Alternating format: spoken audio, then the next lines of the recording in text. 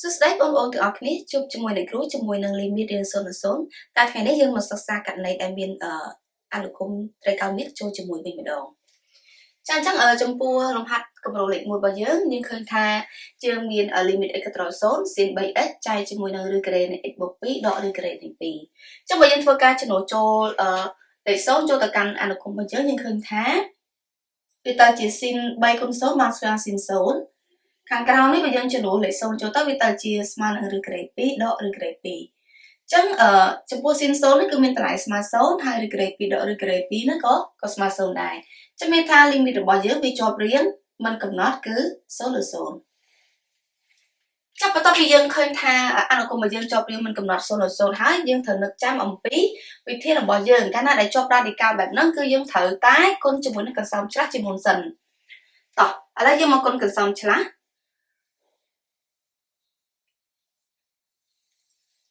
ចាអញ្ចឹងខាងក្រោមនេះយើងមានកន្សោម A នេះម្ដងនេះគឺ A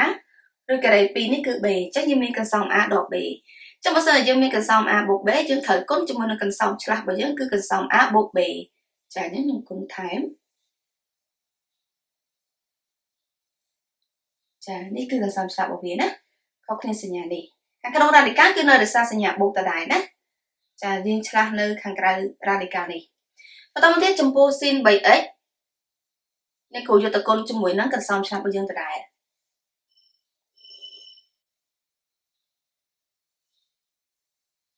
បន្ទាប់ពីយើងគុណកន្សោមឆ្លាស់ហើយគឺយើងអាចចូលរមូល a ដក b កតា a បូក b បានហើយចាអញ្ចឹងដែលវាត្រូវស្មើជាមួយនឹង a ការ៉េដក b ការ៉េអញ្ចឹងតួ a របស់យើងគឺឬការ៉េនៃ x បូក2នេះយើងលើកជាការ៉េដកឲ្យឬការ៉េ2នេះក៏យើងលើកជាការ៉េដែរ a ការ៉េដក b ការ៉េខាងលើយើងទុកដដែល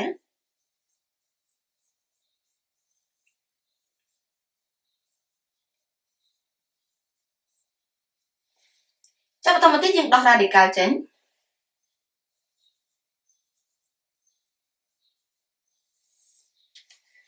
ចាអញ្ចឹងពេលយើងដោះ radical ចេញយើងបាន x បូក2កន្លែងគឺដក2ខាងលើគឺ sin 3x កុនជាមួយនឹងរឹសនៃ x បូក2បូកជាមួយនឹងឬការ៉េ2ដដែលបន្តមកទៀតយើងចាប់ដើមកណនីយើងឃើញថាដក2បូក2នេះគឺអស់ហើយ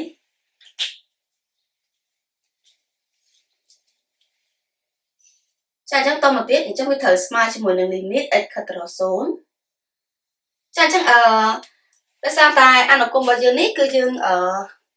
វាចូលជាមួយនឹងអនុគមត្រីកោណមាត្រដែលយើងត្រូវប្រើប្រមូល sin ax លើ ax ខ្ញុំប្រើតែជា sin 3x ចែកជាមួយនឹង x ហើយគុណជាមួយនឹងអញ្ចឹងខាងនេះគឺជាភាគយកជានឹងគ្រូគុណជាមួយនឹងកន្សោមឬនៃ x បូក2បូកជាមួយនឹងឬការ៉េ2ចាអញ្ចឹងពេលដែលយើងយក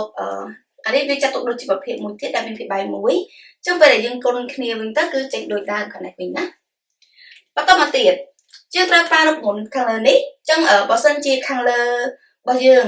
មាន sin ax អញ្ចឹងភាពបែបរបស់យើងក៏ត្រូវការ ax ដូចគ្នាដែរអញ្ចឹងយើងស្រឡំមើលឃើញ a របស់យើងគឺស្មើ3អញ្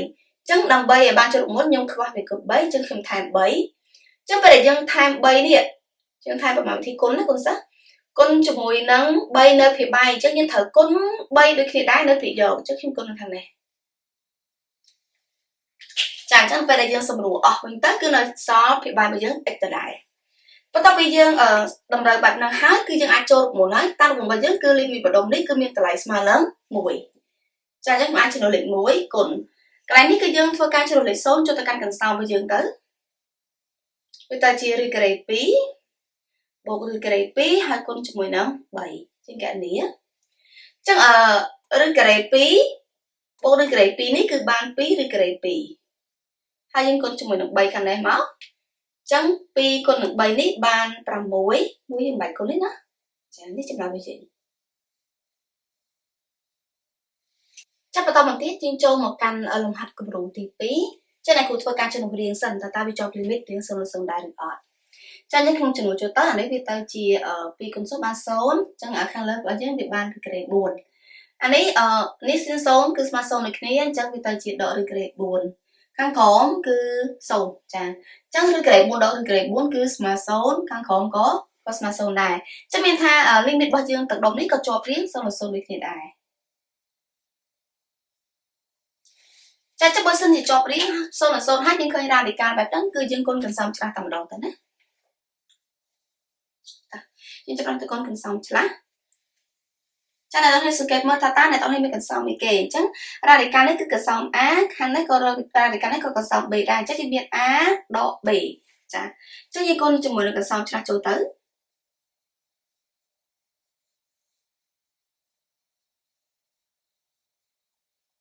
ចាអញ្ចឹងគុណនឹងកន្សំឆ្លាស់របស់យើងគឺឬការ៉េនៃ 2x បូក4 4បូកជាមួយនឹង sin x ចាអូខេចឹងយើងគុណភាគបែងរបស់យើងនេះគុណជាមួយនឹងកន្សំដូចគ្នាដែរ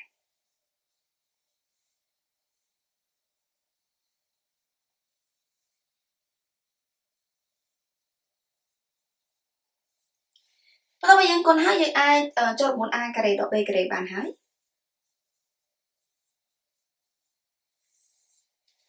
ចាអញ្ចឹងកន្សំនេះ a កន្សំនេះ b ណាអញ្ចឹងយើងបានកន្សំ a ដូចជាការ៉េដកតែតោះនេះដាក់មុខកញ្ចក់ក៏បានដែរកុំឲ្យច្រឡំណាកុំឲ្យច្រឡំការ៉េលើលេខ4តោះនេះ4បូកជាមួយនឹង sin x នេះទាំងអស់នេះក៏លើជាការ៉េដែរការ៉េមួយណាចាយជាមួយនឹងភាគបែងយើងទុកដដែលមក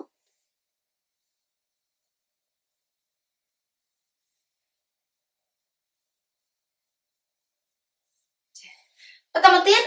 យើងចាប់ផ្ដើមធ្វើការបញ្ចេញមួយចំនួនពីក្នុង radical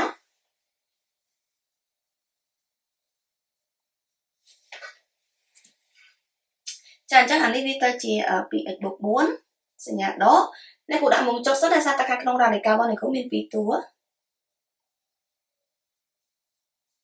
ខាងក្រោមមានរក្សាទុកដដែល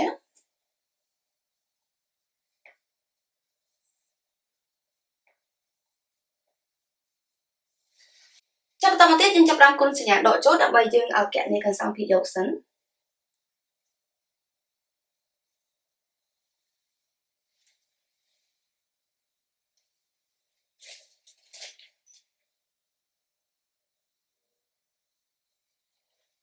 ចាពីបែរយើងនៅរក្សាដដែលណាយើងអត់ទាន់ធ្វើអីទេមានតែមិនអីប្រែប្រួល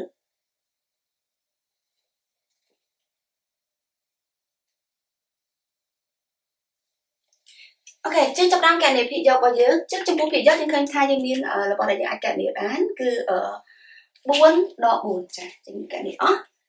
ចឹងនៅពេលហ្នឹងកន្សំភាគយករបស់យើងនៅសល់ 2x ដកឲ្យ sin x ចាខាងក្រោមចឹងមាន x កតាឲ្យរឹសចា 2x បូក4បូកជាមួយរឹសការ៉េនៃ4បូក sin x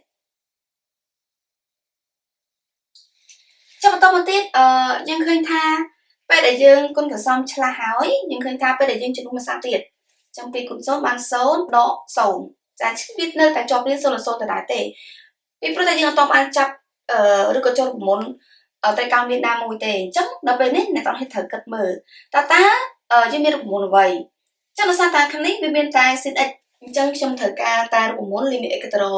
0នៃ sin x ដែល x ចែក x ស្មើ1ណាអញ្ចឹងយើងប្រើរូបមន្តហ្នឹងអញ្ចឹងដើម្បីប្រើរូបមន្តបានលុះត្រាតែខាងក្រោមនេះគឺជាប្រភេទដែលមានភាគបែង x អញ្ចឹងខ្ញុំចាប់ x ជាកតាទៅគឺបានចែកនឹង x អី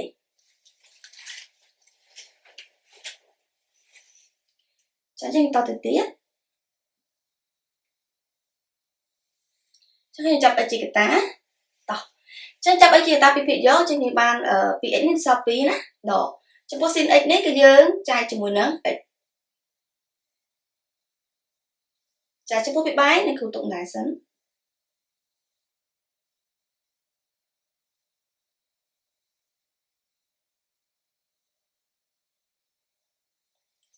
ចាំតទៅទៀតយើងចាប់ផ្ដើមធ្វើការសម្រួលដោយសារតែយើងឃើញថាខាងលើក៏មាន x ខាងក្រោមក៏មាន x ដើម្បីឲ្យ x រៀង0 0នោះយើងត្រូវសម្រួលវាចោលសិនពេលដែលយើងសម្រួលហើយបន្តមកទៀតយើងអាចធ្វើការចំនួនលេខចូលបាន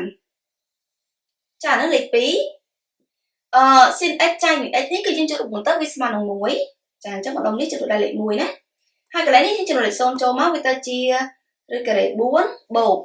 ខាងនេះក៏ឬការ៉េ4ដែរដោយសារ sin 0 ស្មើ0ចាអញ្ចឹងយើងបញ្ចេញមកអញ្ចឹង2ដក1នេះនៅសល់1 ឬក៏លេខ4ស្មើ2អញ្ចឹងវាទៅជា2បូក2អញ្ចឹងយើងបូកប្រភេទរបស់យើងមកគឺស្មើជាមួយនឹង1លើ4ចាស់ចំពោះ limit រៀង0និង0ករណីដែលយើងជាប់ radical ហើយជាប់មានអនុគមត្រីកោណមាន sin x នេះគឺបានបញ្ចប់ហើយបើសិនជាអ្នកទាំងនេះមានចម្ងល់អ្នកទាំងនេះអាច comment សួរនៅខាងក្រោមវីដេអូបានអរគុណច្រើនសម្រាប់ការតាមដានវីដេអូរបស់អ្នកទាំងអស់គ្នា